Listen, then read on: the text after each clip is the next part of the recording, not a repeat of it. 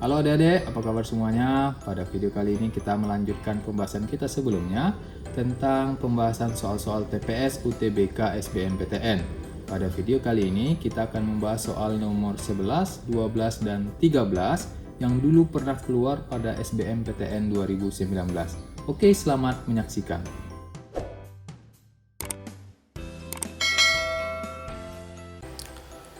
Soal pertama pada video ini atau soal ke-11 dari rangkaian soal-soal TPS UTBK yang sudah kita bahas. Soal ini merupakan soal TPS UTBK SBMPTN yang pernah dikeluarkan pada tahun 2019. Oke, kita mulai saja. Bilangan prima P dan Q berbeda dan lebih kecil daripada 12. Jika selisih antara P dan Q tidak habis dibagi 4, maka nilai P tambah Q yang mungkin adalah. Oke, sekarang kita data dulu ya. P dan Q itu bilangan prima dan lebih kecil dari 12. Nah, sebelumnya kakak jelaskan dulu. Mengingat lagi ya, bilangan prima itu apa? Bilangan prima adalah bilangan yang memiliki tepat dua faktor. Dua faktor maksudnya hanya bisa dibagi oleh satu dan hanya bisa dibagi oleh dirinya sendiri. Misalkan yang pertama itu adalah bilangan 2. Ya, mengapa? Karena 2 ini hanya bisa dibagi 1 dan dibagi 2. Tidak bisa dibagi bilangan lain. Berapa lagi? 3. Karena 3 hanya bisa dibagi 1 dan dibagi 3. Tidak bisa yang lain. 4 iya? Kalau 4 bukan. Karena 4 bisa dibagi 1, bisa dibagi 4, bisa dibagi 2. Berarti ada 3. Nah, berarti dia punya 3 faktor. Berarti bukan prima. Prima itu hanya punya 2 faktor yang berbeda. 1 dan dirinya sendiri. Oke, selanjutnya adalah 5, setelah itu 7, kemudian 11. Nah, ini adalah bilangan prima yang lebih kecil dari 12. Oke, selisih antara P dan Q itu tidak habis dibagi 4. Nah, maka kalau dijumlahkan yang mungkin itu berapa? 7, 8, 9, atau 10. Nah, cara mudahnya ya kita mulai dari opsi dulu. Opsinya 7, 8, 9, 10. Kita lihat nih. Dari semua rangkaian bilangan ini, mana saja yang kalau dijumlahkan bisa menjadi 7? Nah, yang pertama yang bisa menjadi 7 itu adalah 2 dengan 5. Ya, 2 dengan 5. Ini kalau ditambahkan menjadi 7. Kalau dikurangkan dia menjadi 3. Selisih itu artinya kurang. Apakah 3 habis dibagi 4? Tidak, gitu ya. Berarti 2 dengan 5 ini selisihnya tidak habis dibagi 4 dan kalau dijumlahkan menjadi 7. Berarti 7 ini mungkin, begitu ya. Nah, sekarang 8. Manakah yang kalau dijumlahkan bisa menjadi 8? Yang bisa menjadi 8 itu adalah 3 sama 5. Lalu kita lihat selisihnya adalah 2. 2 tidak habis dibagi 4, berarti bisa juga. Berarti mungkin hasil penjumlahan P dan Q itu adalah 8. Sekarang 9. Manakah yang kalau dijumlahkan bisa jadi 9? Yaitu 2 sama 7. Lalu berapa selisihnya? Selisihnya 5. Tidak habis dibagi 4, berarti 9 pun bisa. Sekarang 10. Mana yang kalau dijumlahkan menjadi 10? Yang bisa menjadi 10 itu adalah 3 dengan 7. Selisihnya berapa? Selisihnya adalah 4. Apakah 4 habis dibagi 4? Jawabannya iya, habis.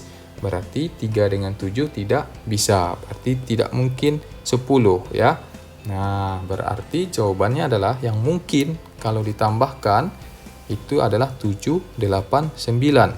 Yang selisihnya habis dibagi 4. Sehingga jawaban untuk soal ini adalah yang 1, 2, 3. Berarti jawabannya adalah A. Oke, mudah ya adik-adik ya soal-soal TPS, UTBK, SBMPTN.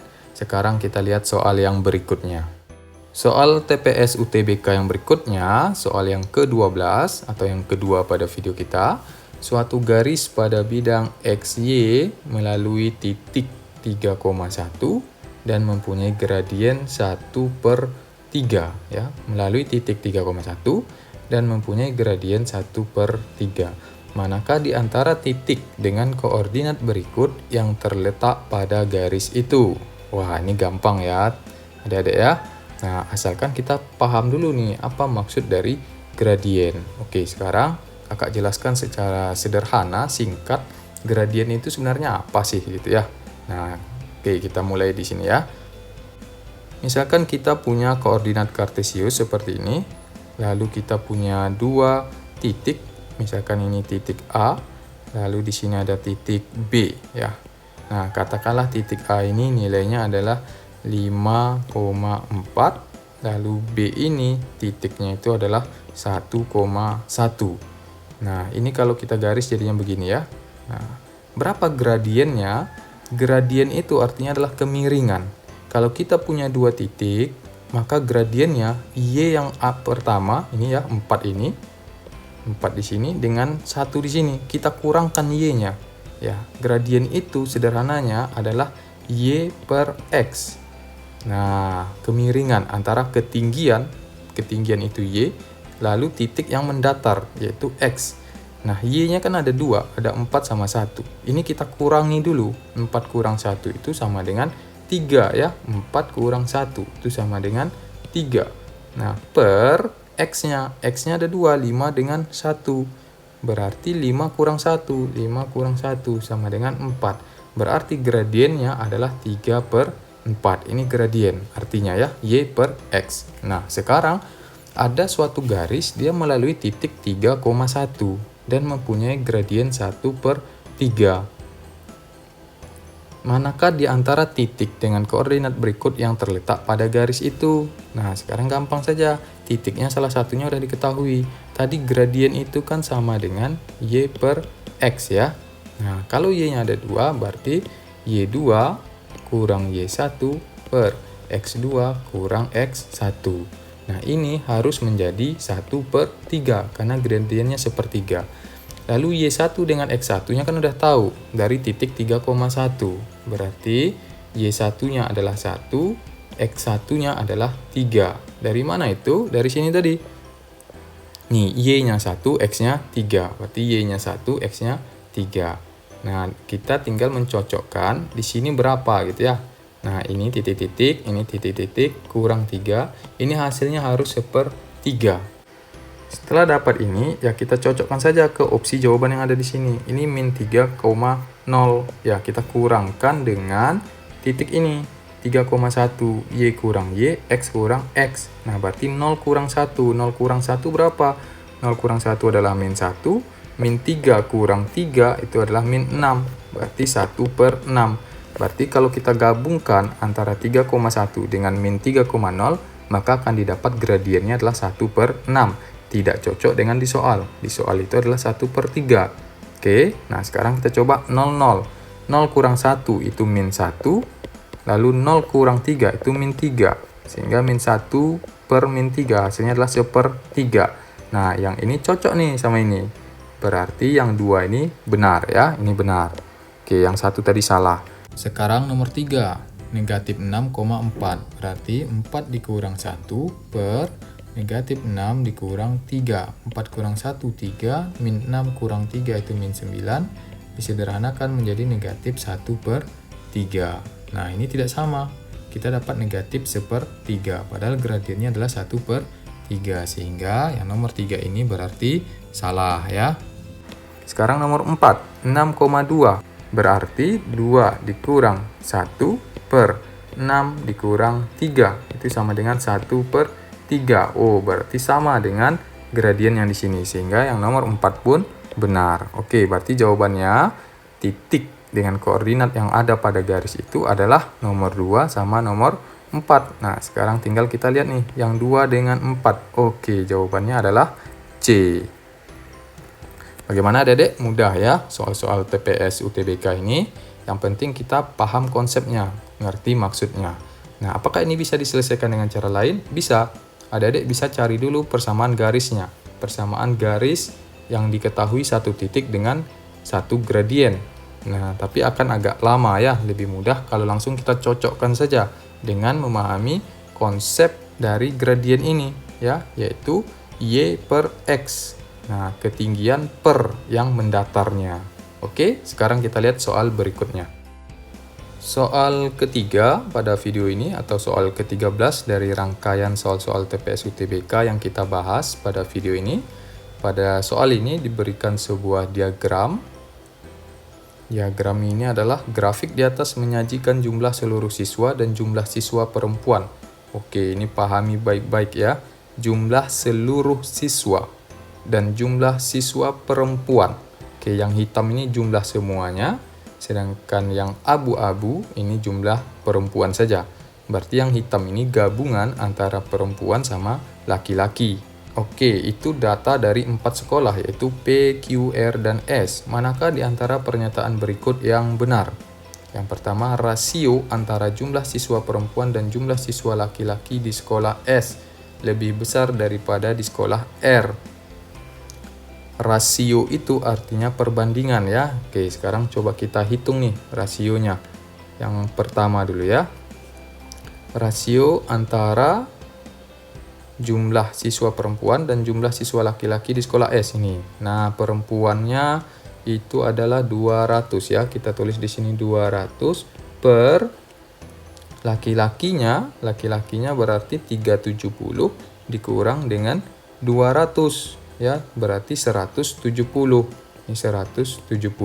Itu tadi di sekolah S, sekarang kita coba lihat di sekolah R. Nih ya, sekolah R kita lihat rasio antara jumlah siswa perempuan. Jumlah siswa perempuannya adalah 220. Ini ya, di sekolah R ini perempuannya ada 220. Sedangkan laki-lakinya adalah 420 dikurangi dengan 220.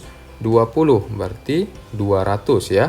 Berarti di sini 200. Nah, ini adalah rasio sekolah S, sedangkan yang atas kanan ini adalah rasio sekolah R.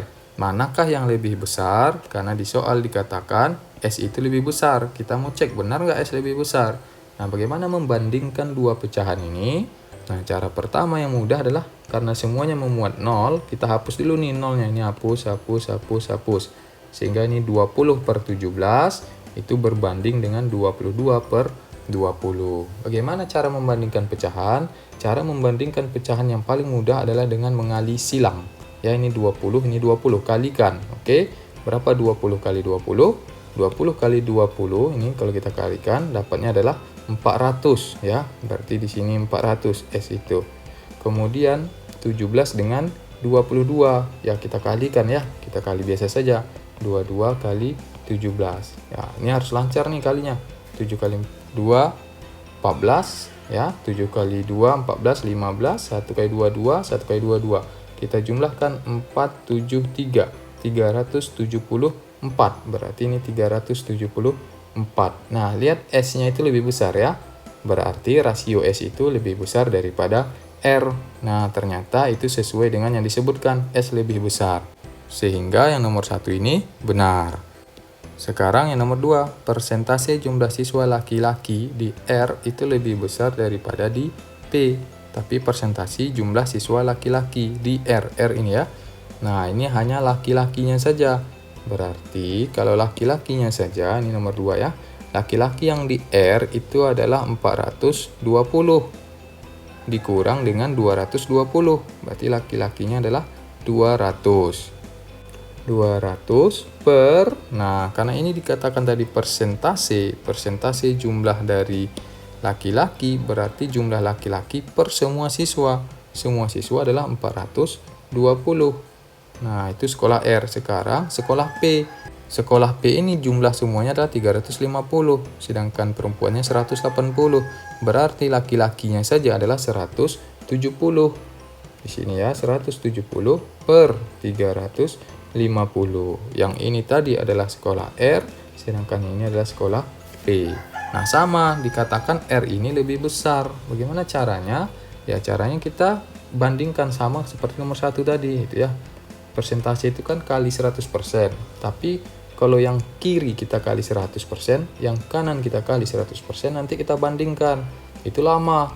Kenapa? Karena mencari 100%-nya lama ini, 20 per 42. Nah, ada cara lain, karena kita ingin bandingkan antara dua ini, ya bandingkan saja pecahannya, gitu ya. Sama seperti yang pertama tadi. Ya, sekarang coba kita bandingkan. Ini 20 dikali dengan 35. Oke, 35 kali 2 itu 70, tambah nolnya 1, berarti 700. Sekarang 42 dikali dengan 17. Ya, sama seperti tadi, kalikan biasa saja. 7 kali 2, 14. 28, 29, 1 kali 2, 2, 1 kali 4, 4. Kita tambahkan 4, 11, 3, 7. 714 ya. Nah, mana yang lebih besar, 700 atau 714? Tentu yang lebih besar adalah 714, berarti yang lebih besar itu adalah P. Nah, kita lihat di pernyataan nomor 2 dikatakan laki-laki di sekolah R lebih besar daripada di sekolah P. Padahal setelah kita hitung yang P yang lebih besar, berarti yang nomor 2 ini salah. Sekarang nomor 3, persentase jumlah siswa perempuan di sekolah Q adalah yang paling besar. Persentasenya ya, bukan banyaknya, persentase. Nah, sekarang kita lihat. Oke, yang ini tidak perlu kita hitung. Kalau mau dihitung, ya berarti hitung kayak nomor 1, 2. Tapi pecahannya ada 4 ya. P, Q, R, S. Tuh 4 kali. Nah, tentu lama. Tapi nggak perlu kita lakukan itu. Karena persentase itu cukup melihat dari gambarnya. Coba dilihat. P ini kan perempuan dibandingkan dengan semuanya. Karena persentase siswa perempuan. Ini kan separuh ya. Berarti sekitar 50%. Nggak perlu hitung betul-betul ya. Ini R. R ini juga sekitar separuh, berarti sekitar 50%. Lihat yang S juga sekitar separuh, sekitar 50%. Tapi lihat yang Q. Q itu lebih dari separuh, gitu ya. Nah, hampir semuanya didominasi dengan perempuan. Berarti benar bahwa persentase perempuan itu paling besar ada pada Q. Sehingga nomor 3 ini benar. Sekarang nomor 4. Jumlah siswa laki-laki lebih besar daripada jumlah siswa perempuan di 4 sekolah tersebut. Oke, sekarang kita coba cek ya. Berarti kalau jumlah siswa laki-laki di 4 sekolah, berarti kita hitung laki-lakinya masing-masing, kita jumlahkan. Lalu hitung perempuannya masing-masing, lalu kita jumlahkan. Setelah itu baru kita bandingkan. Oke, sekarang coba kita lihat P, Q, R, S. Untuk P, semuanya 350, berarti laki-lakinya itu ada 170 ya. Kita bandingkan langsung di sini ya. Nah, kita buat di atas data perempuan. Yang Q 280 kurang 190 berarti 90. Yang R 420 220 berarti laki-lakinya 200. Yang S 370 kurang 200 berarti 170. Nah, berarti ini perbandingannya. Perbandingan antara laki-laki, perempuan, laki-laki, perempuan, laki-laki, perempuan, laki-laki, perempuan. Oke, nah apakah laki-laki lebih banyak? Seperti pernyataan nomor 4 itu lebih besar. Oh, kalau dilihat tidak. Lihat aja yang P, perempuan lebih banyak. Ya, lebih banyak 10 orang. Yang Q, perempuan lebih banyak. Yang R, perempuan lebih banyak. Yang S, perempuan lebih banyak. Nah, di semua sekolah selalu perempuannya lebih banyak. Sehingga kita tidak perlu menjumlahkan. Nggak perlu ditambah dulu nih 170 tambah 90 tambah 200 tambah 170, nggak perlu, karena di setiap sekolah perempuannya selalu lebih besar sehingga jumlahnya pun pasti perempuannya lebih besar, sehingga yang nomor 4 mengatakan laki-laki lebih besar itu adalah salah. Sehingga yang benar adalah nomor 1 dengan 3. Berarti 1 dan 3 saja yang benar. Berarti jawaban untuk soal nomor 3 TPS UTBK ini adalah B, 1 dan 3 saja yang benar. Bagaimana Dedek? Itu tadi pembahasan kita 3 soal tentang TPS UTBK SBMPTN. Pada video berikutnya insya Allah kita akan membahas soal-soal yang lain. Mudah-mudahan dengan sering berlatih dan menonton video pada channel ini, adik-adik bisa berhasil mengikuti tes SBMPTN 2020. Selamat belajar!